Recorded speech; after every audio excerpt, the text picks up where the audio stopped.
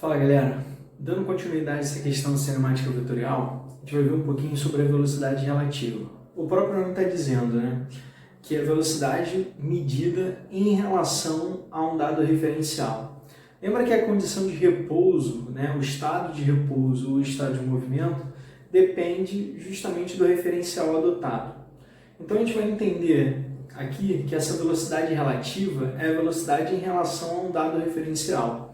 Que a gente pode, ao falar da velocidade relativa, lembrar um princípio, que é o princípio da composição dos movimentos, discutido pelo Galileu. O Galileu diz que quando um corpo realiza um movimento, e esse movimento ele pode ser separado em dois outros movimentos, esses dois outros movimentos eles podem existir como se o outro não interferisse, ou seja, eu posso separar esses dois movimentos. É o caso, por exemplo, que a gente discutiu, o caso do lançamento oblíquo, né? No caso do lançamento oblíquo, ao mesmo tempo, né, ao mesmo intervalo de tempo que a bolinha sobe, ela também realiza um deslocamento para a sua direita ou para a sua esquerda, dependendo do lançamento que você faça. Então, é isso que a gente vai discutir aqui. Então, no caso da velocidade relativa, eu estou usando o exemplo clássico, que é o caso de um barco que se movimenta, né, no sentido a favor da correnteza e no sentido contrário da correnteza em relação às margens paralelas de um rio, beleza? E aí eu estou pensando aqui no seguinte, o que eu estou chamando de V do barco, né, é a velocidade do barco em relação à água, beleza? O que eu estou chamando de V core, ou velocidade da correnteza, é a velocidade da água em relação às margens. O que eu vou ter como resultante, né, ou seja, como sendo a soma desses dois movimentos, da composição dessas duas velocidades, vai ser a velocidade do barco em relação à margem. Então, eu vou fazer o primeiro caso aqui, que é o caso do barco descendo o rio, né, na verdade, no sentido a favor da correnteza. Então, repara que a velocidade resultante, né, que é a velocidade do barco em relação à margem, ou seja, para um observador situado na margem, o que ele vai ver é justamente essa velocidade resultante.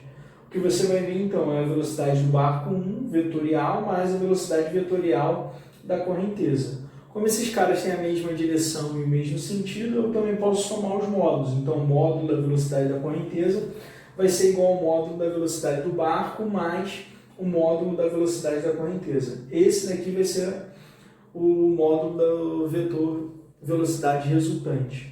Agora, eu posso pensar no segundo caso, né, que é o cara agora subindo o rio, ou seja, em um sentido contrário à correnteza. E aí, utilizando também a álgebra vetorial, agora você vai ter dois vetores que têm a mesma direção, mas sentidos opostos. E aí você vai ter a velocidade resultante do barco em relação à margem, como sendo a velocidade do barco em relação à água, menos a velocidade da água em relação à margem, que é o que eu estou chamando de velocidade da correnteza. E aí você vai poder, então, subtrair os módulos, beleza? Então você vai ter aqui a velocidade resultante do barco em relação à margem, vai ser a velocidade do barco subindo, né, menos a velocidade da correnteza, que é a velocidade da água em relação às margens. Agora, a gente também pode ter um caso onde que o barco ele quer atravessar perpendicularmente essas margens, né? Então, o que vai acontecer?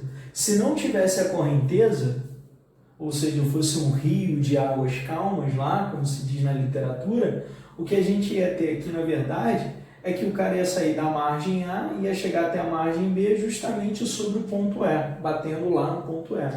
Só que no caso aqui, como eu tenho a velocidade da correnteza, esse barco então ele vai ser levado até o ponto F. Porque a velocidade resultante agora, né, que é a velocidade do barco em relação à água, mais a velocidade da água em relação à margem, o que você vai ter então como velocidade resultante, que é a velocidade do barco em relação à margem, como sendo essa somazinha aqui.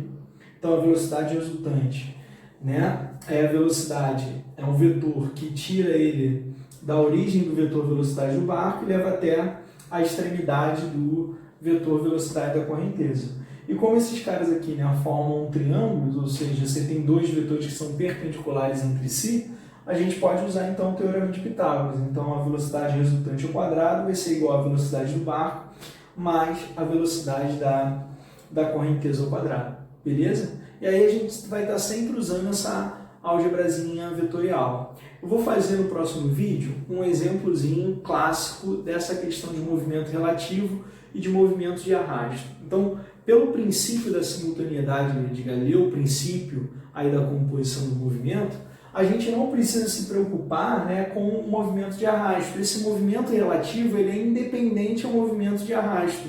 Tanto que a gente pode calcular o movimento relativo, né, então o movimento relativo, como sendo a velocidade relativa ou o movimento relativo, como sendo, por exemplo, o comprimento L dividido então por ΔT.